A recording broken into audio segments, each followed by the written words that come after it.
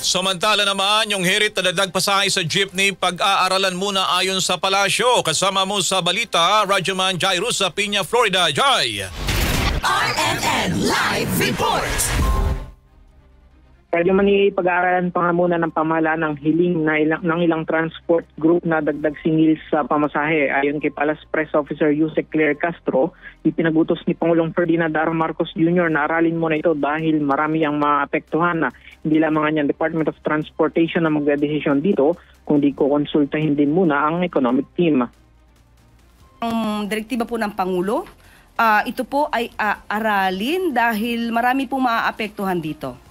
Hindi lamang po ang DOTR ang siyang mag-decide dito, kundi po ang buong economic team para po malaman natin kung kakayanin din po ng ating taong bayan ang dagdag pamasahe. Muli magkakaroon naman po ito ng consultation at mga public hearings para po mas maging balanse for both, no, or among the parties. Kasama na po yung PUV operators, drivers, pati po yung mga commuters.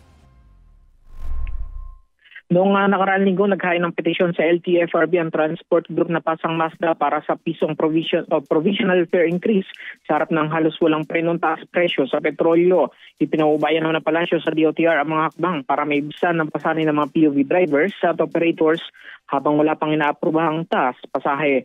Kasama mo sa DCXL RMN Manila, Radyo Manjayos, Peña, Florida, Tatak RMN.